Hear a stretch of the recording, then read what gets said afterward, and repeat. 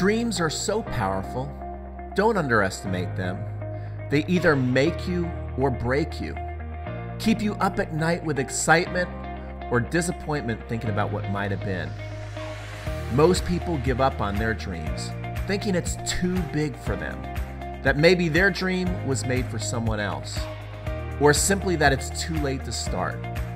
Here at Dreamers Over 30, we teach you it's never too late. Don't ever give up on your dreams, because your dreams, they're what you're made of. They either fill your soul with gratitude or eat away at it. So join us on our journey. I promise you each and every episode you're going to learn something new and be one step closer to your dreams coming true. Our guest on today's Dreamers Over 30 episode is former Top 100 ATP Pro and owner of Tennis Evolution, Jeff Salzenstein. Jeff's journey through life has not only been fascinating, but also inspiring and educational. Jeff found his passion in life at an early age when his mom and dad introduced him to the game of tennis. By age 8, Jeff was beating players twice his age and twice his size. Jeff made the most of his talent and played at the prestigious Stanford University, where he was an All-American and won a national championship. Jeff has also played on the brightest lights in tennis when he found himself up a set on Arthur Ashe Stadium in front of 24,000 fans as he played former number 2 player in the world and French Open champion Michael Chang. In this interview, Jeff shares his successes and his setbacks with us.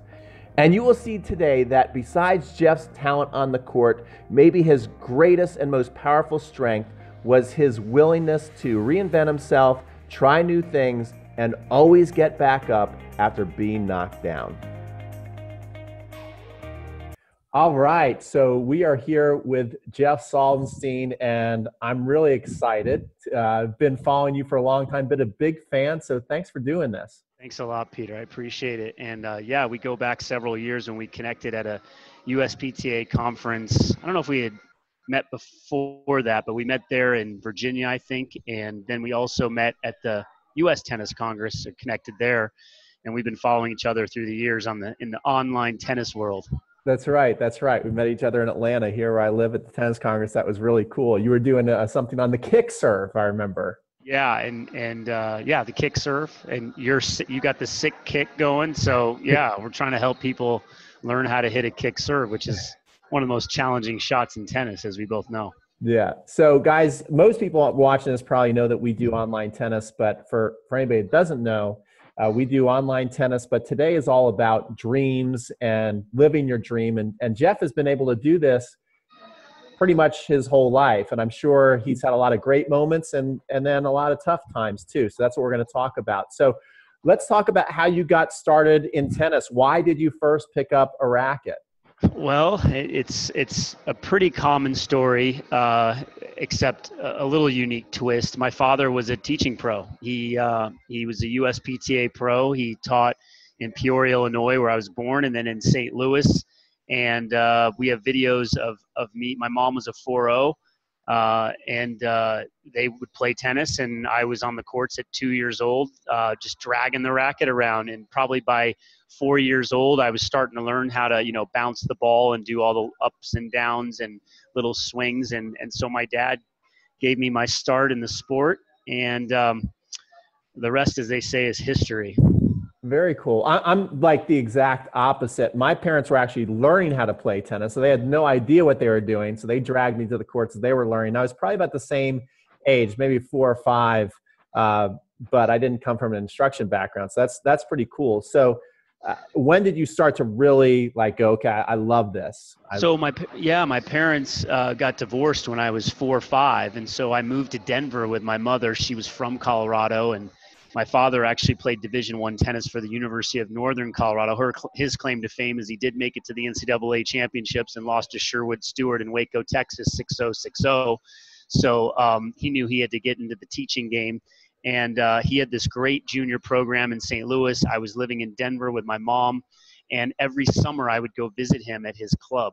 And so you imagine having your father, who's not in the corporate world, he's the head pro at the club, and you're playing 6 hours a day in the junior programs. It's like summer camp on a tennis court. I did swim lessons, I did tennis.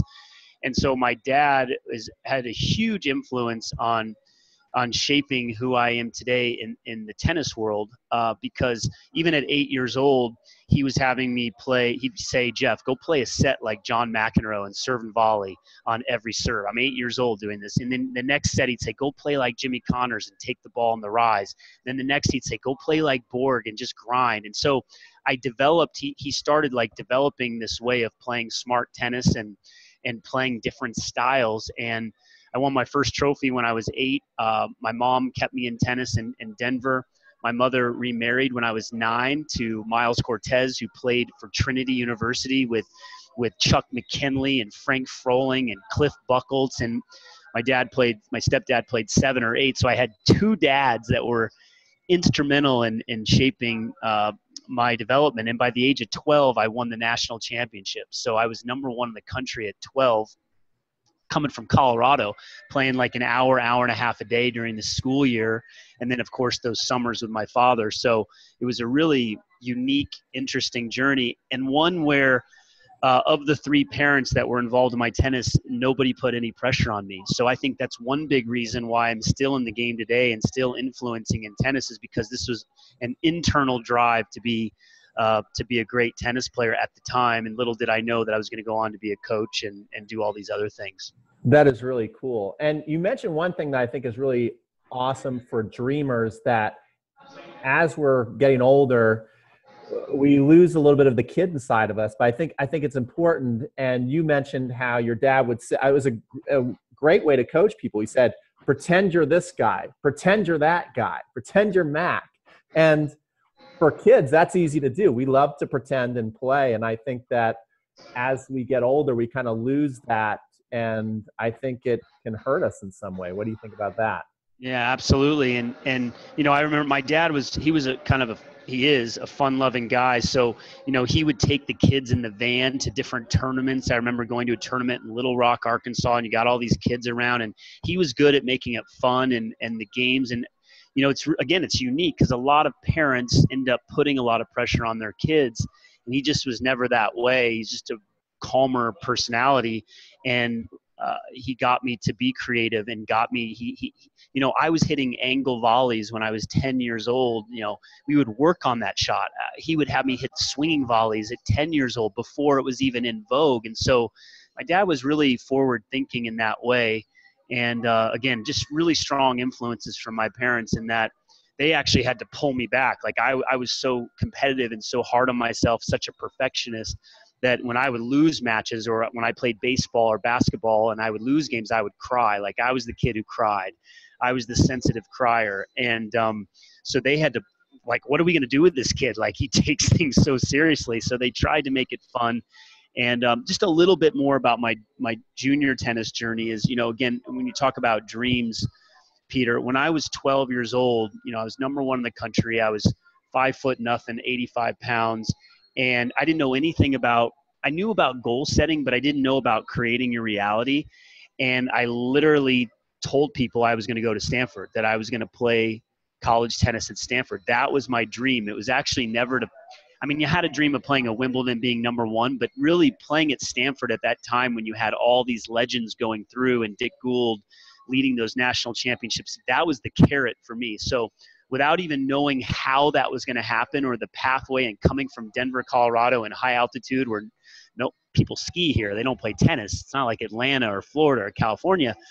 I had that goal and that dream, and through certain unique circumstances, I was able to get there, which we may touch on later. And then another quick story is that when I was 15 years old, again, everyone says, well, you were 12 and you were a national champion, and gosh, you've just always been great at tennis.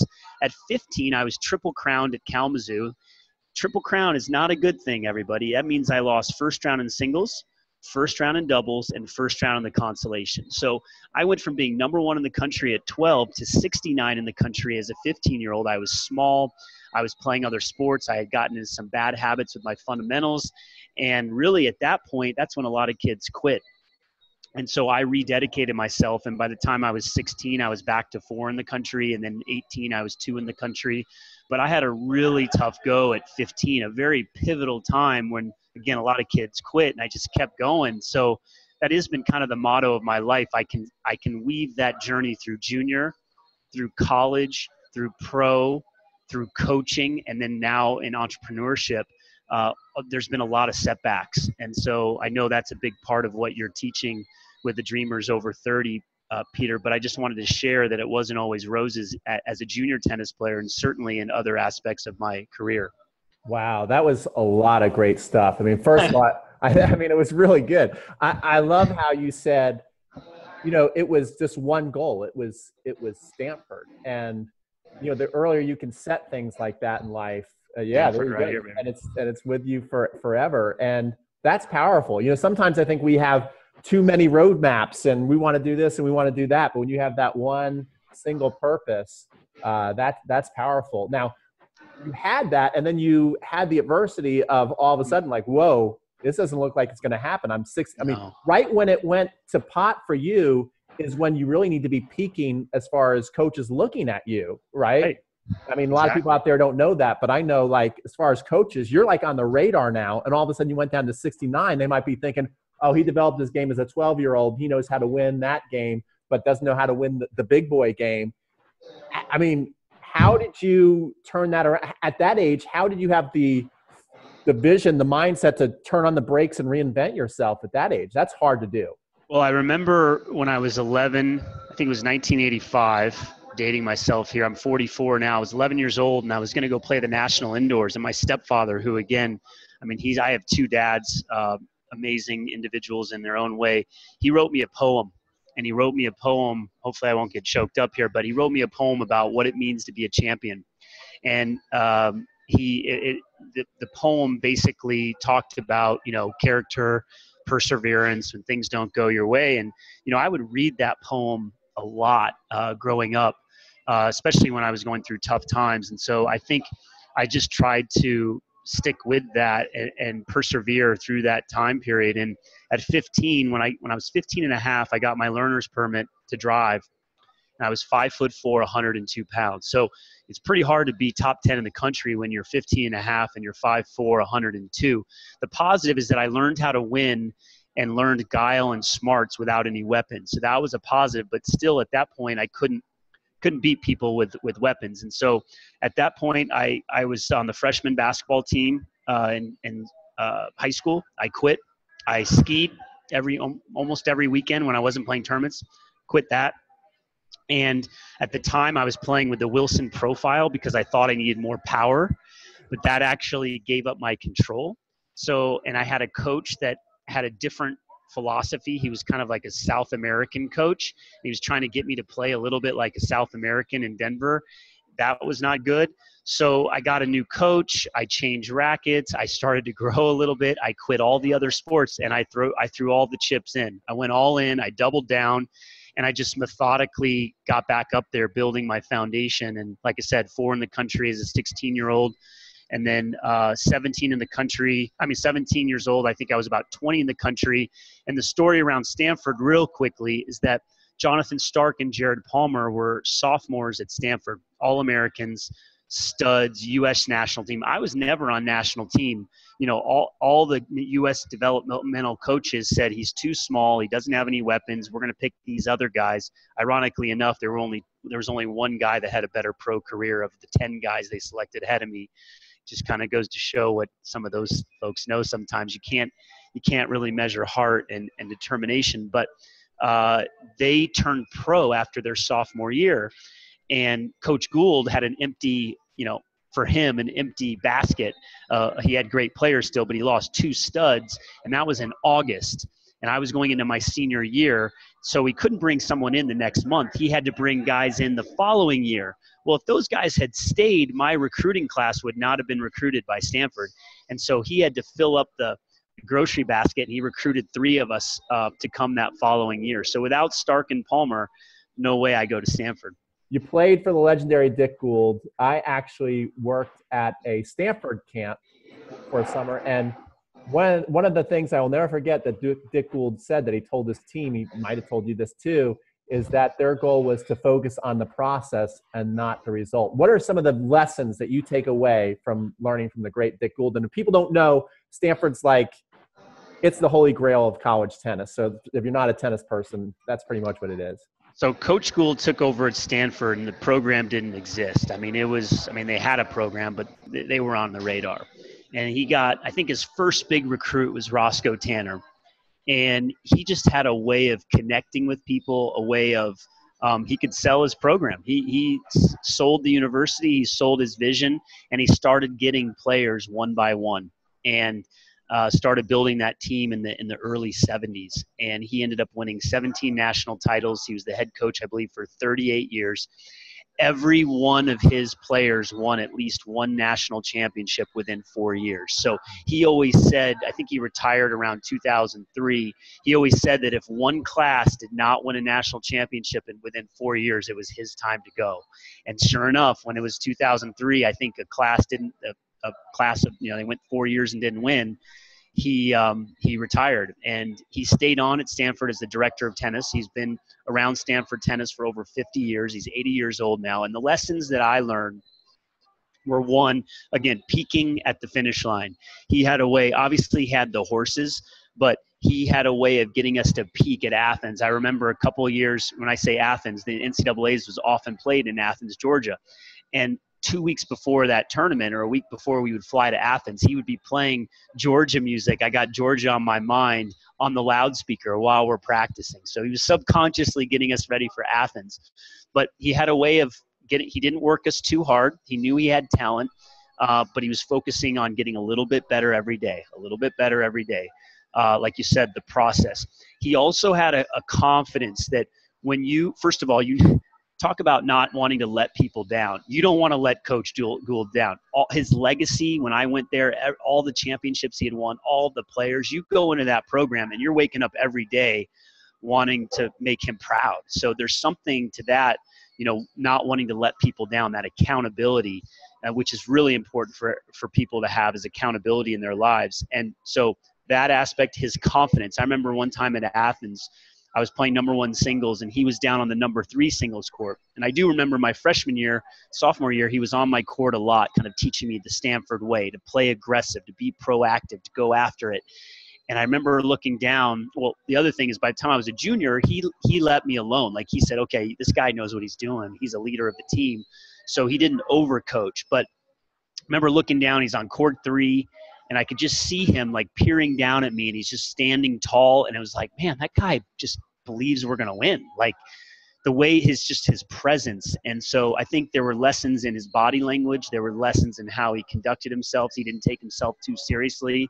He wasn't a taskmaster. He gave people leeway, and he knew how to bring different personalities together. So I know I just threw a lot at you guys there, but Dick Gould is a special man, and he's done so much for me and for the Stanford family. Wow, that is really awesome. And my next question probably made this a little easier on you, because I was thinking, wow, to play for Stanford, it sounds like a lot of fun. It was like, how much fun was involved in it, and how much pressure was like, holy cow, like everybody around me is pretty damn awesome. We win all the time. Tennis is a sport where you can get very nervous. How was that to deal with that? Well, when I went into Stanford, again, I was a freshman, and I went in with 2 other guys. At the time I was recruited, I was the 3rd recruit, and I had a decision with my Stanford choice: full ride at Notre Dame, half ride at Stanford. There was no guarantees I was going to start at Stanford, and I finally decided, if I could never play tennis again, where would I want to go to school? And I chose Stanford. So I actually chose Stanford not for the tennis. And when I got there, I knew I may play 7. I won a bunch of challenge matches. I ended up playing 5 my freshman year. We didn't have a great team that year. We lost quarterfinals. We didn't have any studs on the team. But what was instilled in us is when the chips were down, when it was tight, when it was close, we attack. We go in, we attack, we find a way to get to the net, we attack the weakness, we play proactive tennis. And that was just that was just constantly instilled in us. And we did drills. We did serve and volley drills. We did approach drills. We were always trying to move forward. And so when I developed a big serve, I had no serve until my sophomore year in college. I couldn't break 100 miles an hour. Sophomore year in college, I'm hitting 120. And that just fed right into my style because I could serve and volley now. I could move forward. And so I really tried to epitomize the way that Coach Gould wanted us to play. So we just came after people when it counted, and that's what he just told us to do. And we just listened. Most of the time we listened to him. Okay, very cool. So you're doing really well at the school. When do you decide, okay, I'm good enough now to become a pro? How did you make that decision? So I go to school again as a 5'10", 150-pound freshman. By my junior year, I'm 6'1", 165 pounds. I grew 3 inches in college. I put on some weight. My junior year, my freshman year, we lost quarters. My sophomore year, this is one of the most adverse stories that I have in my college career, is we were in the NCAA finals, team championships against USC. And I was playing number 2 singles. I had jumped ahead of 3 seniors that year. I was a sophomore, and I'm playing 2 singles, and I'm in the deciding match for the national championship against John Leach. And John Leach played at USC. His father was the coach. USC, Stanford, we can't stand each other. And John was not the nicest personality. And gosh, he just wanted to beat a guy like John Leach. And he's now married to Lindsay Davenport, and they have kids and a great family and what have you. But we're playing this match, and it's 3-all in the 3rd set. And I'm wearing red shoelaces for Stanford colors. And I break a shoelace at 3-all in the 3rd set for the national title. And I'm having to borrow Coach Gould's shoelace at 3-all in the 3rd. And everyone's watching. Everyone's on the fence. And at that point, for the next 15 minutes, John Leach played the best tennis of his life. His father sent an email last year to Coach Gould and said, that was the best 15 minutes of tennis my son's ever played. And he did it under pressure. And he beat me 6-3 in the 3rd. And I was absolutely gutted. I lost the national title for Stanford. And again, there's 2 ways you can go, right? You can go sabotage mode and say, I can't do this and it's too hard. Or you can go walk in the woods in South Bend, Indiana with your parents and wonder if the sun's going to come up, which I did. But then obviously I recalibrated my junior year. I came back, I played 1 singles. We got Scott Humphreys and Paul Goldstein in, 2 absolute studs. Scott won Junior Wimbledon. Paul Goldstein won Kalamazoo 15 million times. And we won the national title my junior year. I was a team captain. We were undefeated. And again, it just goes to show that through like a traumatic, for me, first world problem, but a traumatic experience, learning and losing that national title in the deciding match in the next year to come back. And senior year, we also won.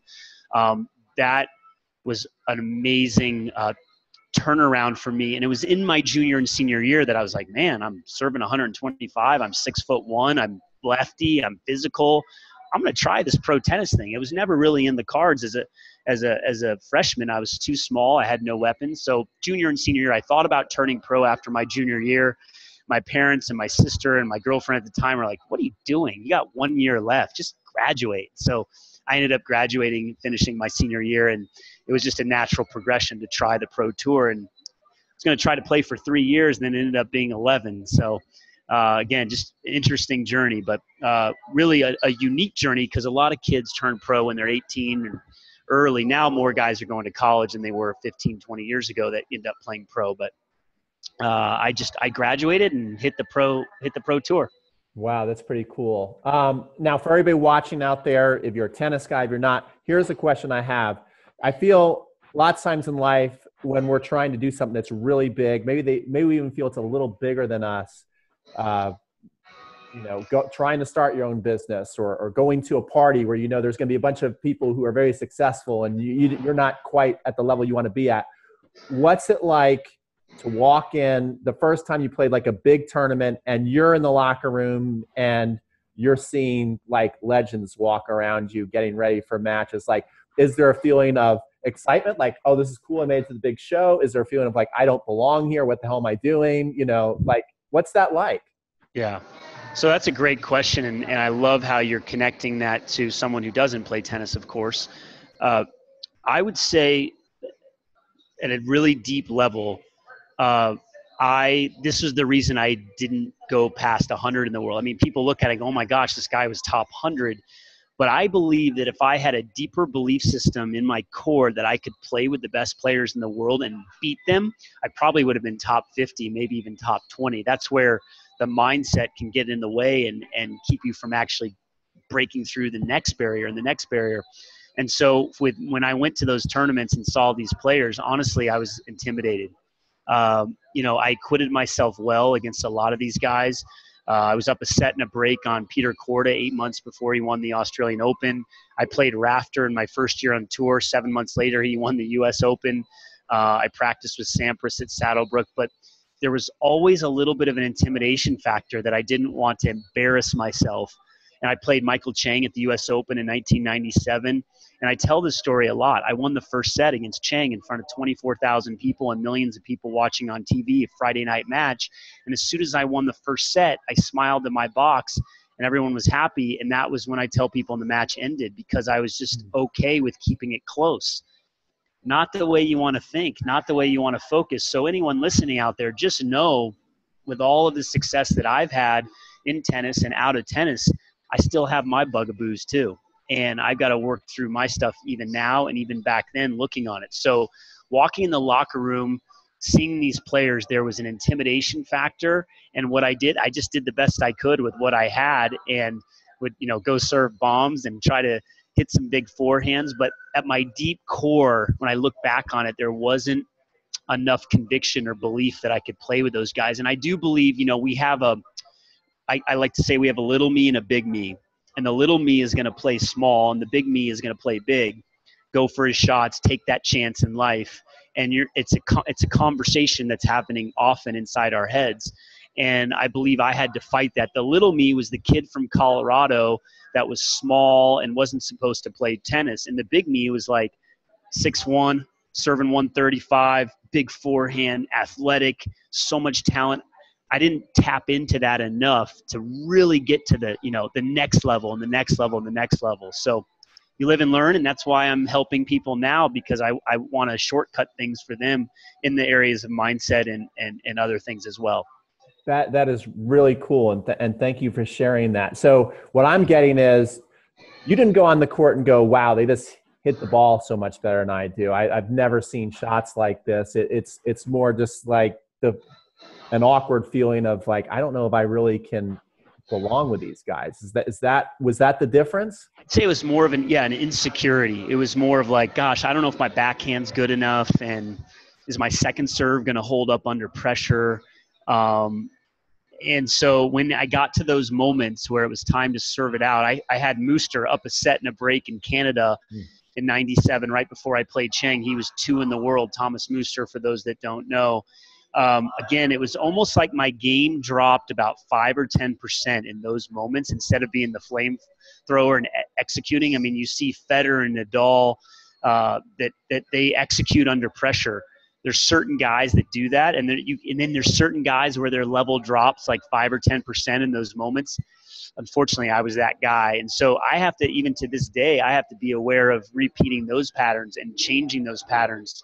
And so it's a constant journey as you develop as an individual, and anything that you do, to really take a look at your core beliefs and where you're at. But yeah, to answer your question, more insecurity rather than saying, oh my gosh, this guy's so much better. Because oftentimes I would watch guys play, I'd watch matches, and I'd say, oh my gosh, they hit the ball so hard. They're amazing. I didn't want to look at guys playing at tournaments. And then I would step on the court with them and I'd be like, he's hitting the ball not that fast. Mm-hmm. So it made me think that my perception of myself was probably smaller than it needed to be. And some people have an inflated sense of themselves, and I think other people have a deflated. I was more on the deflated side. Regardless of what side you're on, you still have to keep developing your skills and keep developing your mind so that you can believe in those moments. That's huge. And I think I certainly have both, right? Sometimes you feel great about yourself, and other times you're like, I don't know if I belong here. And I think that's really awesome that you're sharing that with us. So you stayed on the tour now for like 11 years. How were you doing that? What were some of your lowest moments? I mean, what was it? You obviously love tennis, so we don't need to go through that. You still love tennis. You were in the Stanford today. But were there times where you hated tennis, where you got depressed, where you even kind of hated yourself? I mean, I can honestly say I've been there as a junior, as an adult. Yeah. I mean, that's just the way it is sometimes. Yeah. So my first pro match, I graduated from Stanford. I got a degree in economics, got the hot girlfriend, got a great family. I go down to Mexico, not with the hot girlfriend, but, you know, just I'm supported. And I go down to Mexico and I play in this satellite. The time they had satellites, now they call them futures. And it's a low-level pro tennis. You're trying to cut your teeth and move up the ranks. I'm ranked 800 in the world. And I go play this Guatemalan that's like 5'5" on a pressureless balls on a high altitude slanted court, and he's 700 in the world. I lose 4-1 in about a minute, in about an hour, and I'm just scratching my head when I come off the court, because I'm like, oh my gosh, like, what am I going to do? I just lost to a guy 700 in the world who will never see the light of day on the pro tour at the highest level. What am I going to do? And so that was really demoralizing. Like, right out of the gate, I lose my first match and get my ass kicked. But the next week, I recalibrated. I got to the finals the week after that, the finals the week after that, the finals. So it was almost like a microcosm of my career. I had a really setback, down about it, but then I had to bounce back. Another really big challenge that I had on the pro tour was that my first year on the tour, I went from 800 to 200 in about 5 months, and that's a quick climb. And then from 200 to 150, I climbed, and I got a wild card in the U.S. Open, and that's where I played Chang.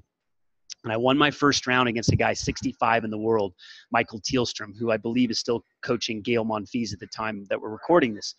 And I'm playing Chang in front of, you know, again, 24,000 people, Arthur Ashe Stadium, first year of Arthur Ashe, 1997. This video is actually on YouTube that we put on. It's a 2-hour match. I lose in 4 sets. And the next day, I'm signing with IMG, because when I came out of Stanford, they didn't want a 22-year-old graduate. They were looking for the 17-year-old hot stuff.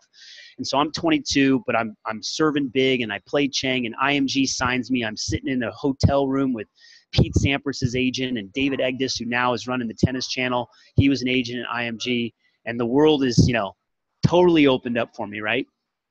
3 months later, playing pickup basketball back in Denver, I come down for a rebound. I feel a little tweak in my ankle, and that began the journey into learning about health and nutrition and performance, because I was misdiagnosed for 8 months. I had a surgery on my ankle. I came back, my first tournament back. I'm playing Daniel Nestor, who's 45 years old, still playing on the doubles tour. He's won many Grand Slams. I'm playing him in singles, and I beat him, but I feel a click in my knee. Misdiagnosed for 6 weeks. I end up having surgery on my knee. But for the age of 25, I had 2 surgeries when I had just signed with IMG, and I was supposed to be the next great thing in American tennis. So I'm 26 years old, and I start over again. I'm 800 in the world, and USTA is not giving me any help. I'm on my own. I don't really have sponsorship. My parents are helping me out a little bit. I made some pretty good money the first year on the tour. And so those 2 injuries, the surgeries, that's when I had to decide, do I really want to do this?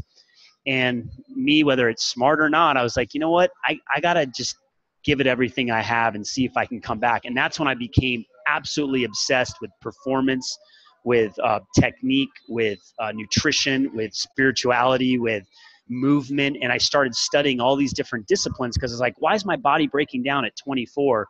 So I started learning some really unique things, because I became very disillusioned with traditional medicine and the way that I was handled with my surgeries and the rehab. And so I really started learning about what other athletes were doing in their mid-30s. At the time, Dara Torres, who's a swimmer, and some of the Denver Broncos were doing cutting-edge training. And so I just really got into that. And that actually became more of a passion than playing tennis. Tennis was kind of like the vehicle to start learning all these things. And so from 26 to 30, I just kept experimenting on myself. And when I was 26, 27, I remember I was in the Australian Open qualifying. And, you know, you picture all the top players, Moya, Carlos, Alberto Costa, Sampras, Agassi. Roddick wasn't on the scene yet, but all these guys in the locker room, and they're all drinking the Gatorades and the Powerades. And I've got my green powder drink. And this is like 16, 17 years ago. People thought I was nuts. Like, who's this guy drinking kale juice in the locker room? And now everyone's drinking kale juice and everyone's gluten-free. And so I was doing these things. I was a bit of ahead of my time with that. I wasn't able to monetize it maybe the way I could have back then, but I was just into, like, I was a seeker. I was a seeker of knowledge, and I started just doing a lot of crazy things. And that actually hurt my career at times because I got so distracted by trying the latest diet that I just didn't keep things simple. Speaking of focus and laser focus, I got off on tangents. I got distracted. And so I think that's probably why I'm an entrepreneur, because it's part of my DNA to, let me try this and let me try that. So people have to help rein me in, and sometimes I don't have people around me to rein me in. So anyway, long story short, my pro career was more about the journey than and making it sometimes complex, but learning a ton so that I could be, I think, a master coach, or someone that, you think of like a more simple approach, someone that just goes to Subway and then they, play cards at night with their buddies, and then they just go to bed, and then they wake up and try to win a tournament. It's really simple existence. I didn't operate like that. So it got me into trouble with probably my ranking and like really moving up the ladder. But I think it's made me a more well-rounded person and a better coach today because of it. Yeah, that's awesome. I love how what got you excited. You went through all these hardships. You were on the brink. You signed a big contract. That would have knocked the crap out of so many people. They would have just left the tour. You might have, looked around and saw some of you studied economics. You might have looked at some of your younger friends who were going, man, Jeff, why are you doing all this, on the pro tour? You're an awesome player, but like, I'm making like 200,000 over here doing X, Y, and Z. But it was never about that for you. It sounds like it was about the journey of getting better, of following your path and your passion. Would you say that's fair to say? Absolutely. I mean, certainly we both know that tennis is not the greatest business model in many different ways. And on the pro tour, especially, at one time I was the 10th highest ranked American, 100 in the world. And I was barely scraping by because every dollar that I made, I was putting into coaching or supplements or travel or chiropractors or whatever. I was just reinvesting in myself. So I definitely was playing for the journey and the love of the game. And, I think I've always just wanted to test myself to see what's possible. My first year on the tour, I got to 69 in the world in doubles, and I played with like 20 different partners, and everyone would say, just be a double specialist. You could be top 10 in the world and make, $1 million a year, $500,000 a year. And I was like, it doesn't excite me. It doesn't excite me to play doubles and cover half the court and play a couple matches a week and travel around the world. It just didn't stimulate me. And I actually gave up playing doubles and making a really good living to focus on singles. Again, probably not the best financial decision, but it wasn't where my heart was. So I think there's a balance. There's a fine line between following your heart and your passion and also making a living and being smart about that. But for my path, it was definitely more about the journey. And honestly, I've never been able to picture myself being in finance and having a desk job and working 80 hours a week. So I've tried to create my life in any way possible where freedom for me and flexibility and variety was a priority. Yeah, that's awesome stuff. So you break the top 100 at age 30. So all your experiments start to work. So what was it just like, was it those four? Because I think a lot of your success comes from what you're doing before that. People just think you wake up and, you're just better. So would you attribute it to that 4-year journey, or was there something you specifically did at age 30 that finally pushed you over the, what was it that put you in the top 100? Yeah, certainly being healthy helped, and learning those skills in that area. But I found a couple of coaches that helped me because, again, I felt like I wasn't getting answers I was tinkering with my own game. I wasn't getting answers from certain coaches, and I met a couple of coaches that showed me a couple things. They showed me the buggy whip, which is the buggy whip forehand. They showed me how to hit a low volley. They showed me how to clean up contact point with my groundies.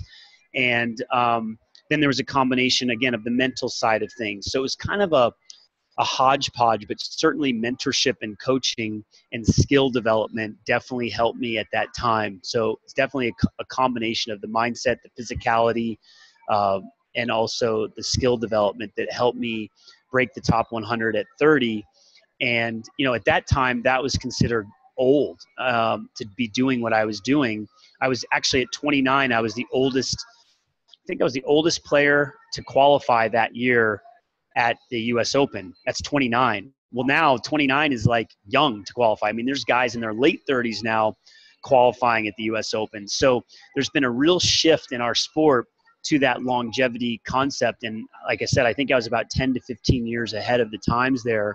But what was interesting is I didn't have enough support to maybe keep elevating. I didn't have a team around me. You look at all these top players, they have a team. So it's just so important to have the right mentorship, the right coaching, the right team around you, whether it's in business or sport and life, to support your goals and your dreams. And so one of my coaches says, I don't know how the heck you got to top 100 on your own. Like, that is insane, like what you did. And always been a bit of an introvert, so I've kind of tried to do things my way, which has been a positive and sometimes not a positive. But that was certainly my journey of breaking the top 100 at 30. Okay, very cool. Now, when you break the top 100, was it physical that kind of started to bring you out of the game, where you got injured, or was it just like, I feel like I'm hitting a wall physically, or what was it that started you to think about it's time to get out of the game? And I want to talk about that process of, like, how scary was that, and what's the next move? Like, tennis has been my whole life. What's going on in your head as you see the end coming? Yeah, this we could talk right in this part right here. We could probably do an hour call just on this. When I was 30, I broke the top 100. Actually, the week I broke the top 100, and I hit 100 on the nose, I won the Leon Challenger in Mexico. So I was down in BFE, Mexico, in Leon, and I win the tournament, and I've got plantar fasciitis when I do it. And I'm supposed to fly to Bermuda. So if you guys know geography, Leon to Bermuda is a long trip. If you play on a Sunday, and I was on a hard court at altitude, and now I'm going to Wednesday start on clay in Bermuda. Like, people don't really know that in tennis, but that's a big change. It's multiple time zones. I'm going Mexico City to Charlotte to Bermuda, some like just crazy flying, and I've got plantar fasciitis.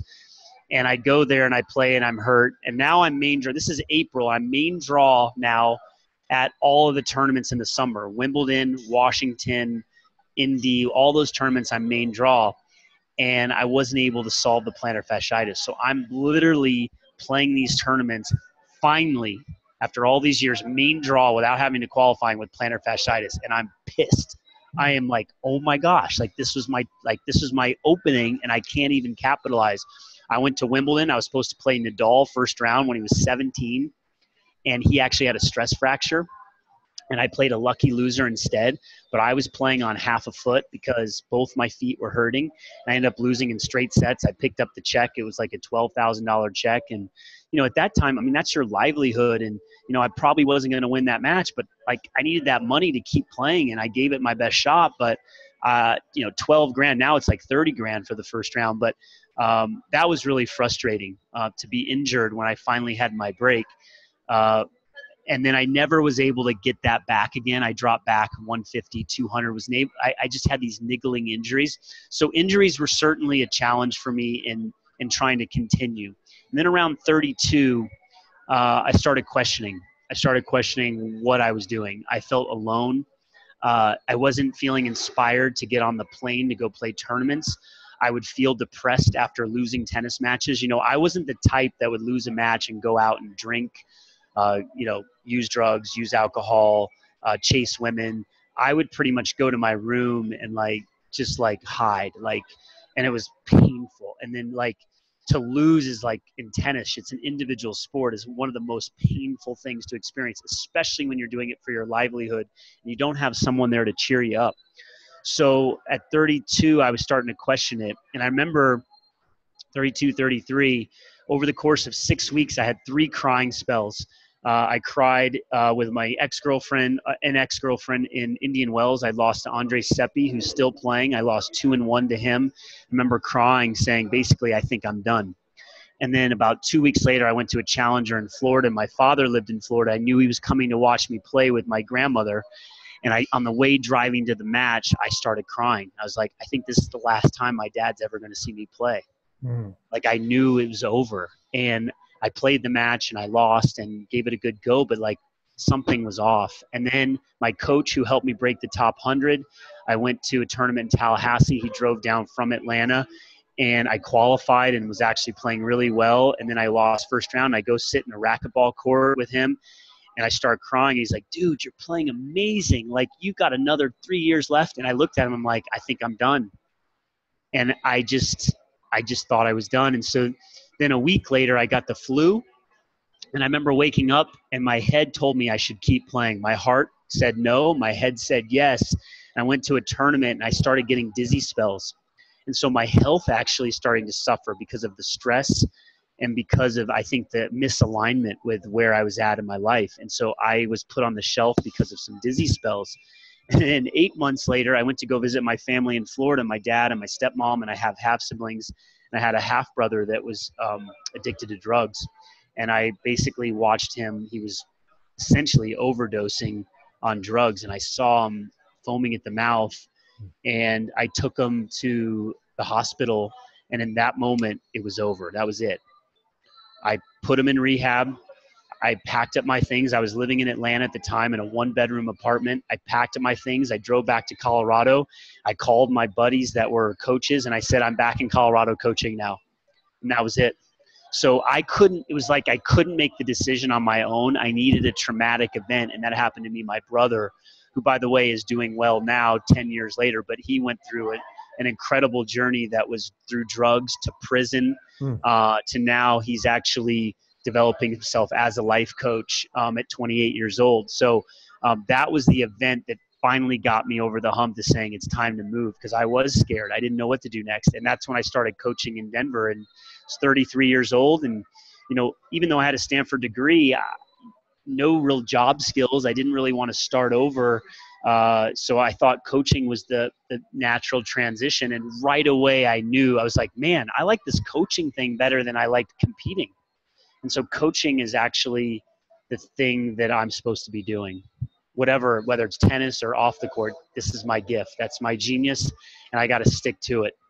That's so cool. That is so cool. So you weren't one of those. I mean, I'm sure there's a lot of tennis pros who kind of went through the similar journey that you went through, and then they're like, oh my God, now I got to be on the court and coach people. I don't want to do this at all. Like, you were one of those guys who actually enjoyed it right away. I did.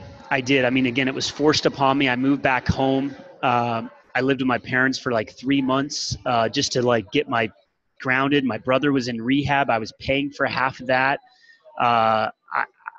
And within 3 months, I was teaching 30 hours a week, and I was kind of like the Pied Piper. All the parents were sending their kids to me because they knew I was back in town, and I was teaching like 30 hours a week, and just started saving money and bought my first home. And, again, dreamers after 30, I'm 33 years old and I'm starting over, and that I knew right away that's what I enjoyed doing. And I knew that I had a good system of teaching and that I could help kids and help people.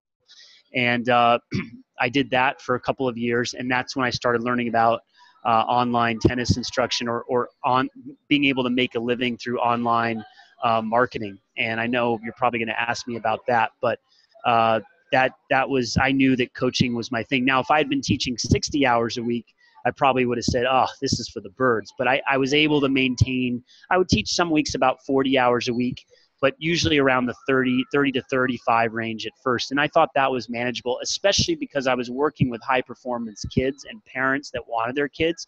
So there was stimulation there. It wasn't like I was teaching players that didn't want to get better. So that helped as well. Yeah. It's kind of that 33 is an interesting age. I remember I got out of teaching tennis when I was 33. I pretty much got into teaching tennis right out of college.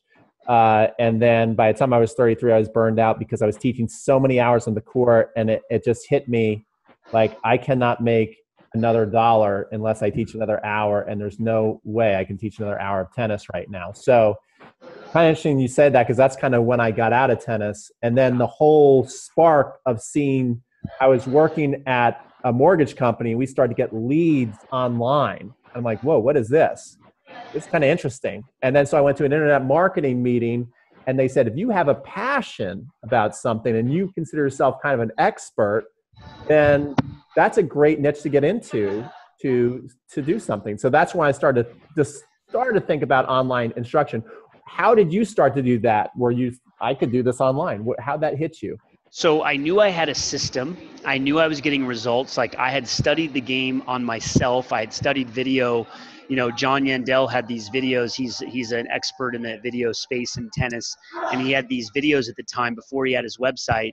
And I would sit at night and I would study videos of Sampras and Querten and Agassi and all these players. And like, man, they have different kind of techniques than I do. Like they're doing certain things naturally that I'm not doing. And so I just became a real student of the game, a real tinker with technique and with movement and with strategy. Even I would watch matches and really break down strategy of the pros. And so I was testing this on myself. That helped me break the top 100. Then I tested on these kids.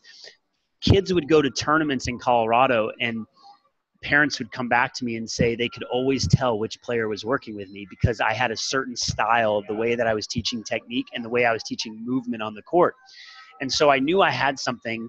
And then I think something must have happened where I saw something online about how you can make 6 figures online with an info product. And I signed up with a guy named Craig Ballantyne and Badros Koulian, who were in the fitness space. And I went to a conference in Orlando for like $200, $300. And what they do is they get you there and then they try to get you into their $20,000 a year mastermind where you're paying to learn. And I didn't sign up right away because I was kind of skeptical, and I'm pretty practical and methodical with those things for the most part. But then I went back, and about 6 months later, I signed up for their mastermind. I also learned from an online coach named Ryan Lee and started learning about how you could create membership sites and info products with your information. And I had a assistant tennis coach at the time who started filming videos of me on the flip cams. Remember the flip cams? Mm-hmm. That's how we started. And I would film these little instructional videos and started putting some videos on YouTube. I remember I loved nutrition. I made a couple of videos in my house on blueberries and like how healthy blueberries are. And that's probably somewhere in Cyberville. So I just started, and that's a big thing. I know you're probably going to talk about, Peter, but like just starting, even though it's crappy and you don't even know what you're doing, just start, like just do something. And so many iterations have occurred since I first started, but yeah. And then I just learned how to do a product launch, how to create a blog, how to do email marketing, how to get leads, how to do affiliates. Like I learned all the different segments of online marketing. I had no business plan. I had no I had no business plan. I didn't have any capital. I was basically teaching my 4 or 5 hours a day. And then on the weekends or during the day, like when I would teach, it would be like 3:30 to 7:30 because that's when the kids were out of school. In the weekends, I would teach like 8 hours each day. But in the late at night and then in the early mornings and midday, I would start doing this website stuff, not knowing if it was going to work. And I launched my first product in August of 2011. So we're 6.5 years. And, yeah, it's been an interesting ride here. Yeah, and it's a whole. I think it's always moving too, right? Like it's always evolving, just kind of like tennis has evolved, and the tennis that you look on in the 1970s certainly isn't the same as when you turn on TV today. And I think internet marketing and getting your idea out there to the world, even though the fundamentals are kind of the same, it is moving as well. Would you say that's fair to say? Absolutely. I mean, it's definitely changed a lot since 2011. And I can tell you obviously about some of the success stories and some of the challenges. But again, I think the main lesson is that dreamers over 30, I started coaching at 33. I started online at 35. Now I'm starting a new business at 44. I'll be 45 in October. And so it's always evolving, and you just have to keep taking action. I think that's the biggest thing, is taking action and course correcting, being willing to fail. Like one of my favorite mottos I learned from a mentor is fail forward fast. Like how fast can you mess up so that you can make an adjustment? Taking action, failing, making mistakes, and then having mentorship. I think those are the big pillars that allow people to create success in their lives. Very cool. Do you want to tell us about the new business now, or is that still kind of under wraps? Yeah, I definitely can. So and for the last year and a half or 2 years, so I've got this nice online tennis business. It was Jeff Salzenstein Tennis. We rebranded in 2015. Again, talking about decisions, on one side, I don't know if that was the best decision because my name is recognized in the sport of tennis. Many people know me, many people don't. But I think when we did change, a lot of people are like, what's this tennis evolution? So I think that actually impacted sales and revenue at first. But my intention was like, well, if someday I wanted to sell Tennis Evolution, or if I wanted to take a back seat and not be the face and have other coaches or have supplements or clothing, I couldn't do Jeff Salzenstein Tennis. So I was forward thinking, but short term, I think it impacted my revenue. So that's an interesting decision when you go about creating a business. Do you put your name on it, or do you put your name on it because you are a leader in that space? Or do you create a different name? And so that's just one thing that I think been challenged with, like, was that the right move or not? But now, about 2 years ago, it started percolating inside of me. Like, I want to do more mindset performance coaching. I want to help more leaders. I want to help more CEOs. There's a lot of people out there that are making a lot of money that aren't necessarily happy, that they have imbalance in their lives, whether it's in their relationships or whether it's with their businesses. Or their health even. And so that is the direction that I feel most compelled. Listen, I love helping people with their forehands and their serves, but at a deeper level, I like transformation of the person, and I like impacting people in that way. And so the next business is going to be around that type of performance coaching, high performance coaching outside of tennis. And one big thing, and I think through this podcast and the videos you're doing with Dreamers Over 30, Peter, and I can sense that in you because of some of the things that have gone on in your life, have occurred in your life, is this idea of connection. And in many ways, we're more disconnected than we ever have been, but we also have the opportunity to get more connected because of things like this, being able to connect in this way we couldn't have done through the internet, 10, 15 years ago. So my whole company or business or program is going to be around high performance and connection. And I have a partner in this. Her name is Emma Doyle, and she's also a coach and a speaker and a mentor. And we connected at the U.S. Tennis Congress, and we both are very passionate about this. She wants to empower women. I think I want to empower women too, but I'm also love to support men as well. So we're stepping into that high performance world, communication, connection, helping people develop confidence. And it's a really exciting venture that we're embarking on right now. That is very, very cool. That is very cool. So to end this, what would you say the main lessons you learned getting in, like some of the main mistakes and the things you did right? If someone were to start, besides just saying start, what would be the first steps that you would take? So are we talking about like an online business or anything? Yes. I think that's probably the best way. If people have a passion, I do believe that online is the best way to get yourself out there. Right. To do it right. Well, first, I think it's to identify what you're passionate about, what you would like to make money doing.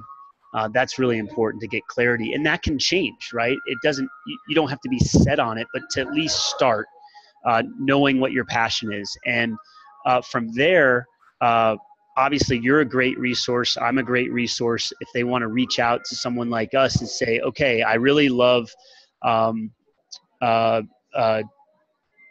teaching dogs how to, be domesticated, for lack of a better word. Like, I have a step-by-step formula to help people with that. Or, there's women out there that have created, busy lifestyles, and maybe you want to figure out how to, create balance in your life through nutrition and health or what have you. Whatever your passion is, find a mentor who's been there before.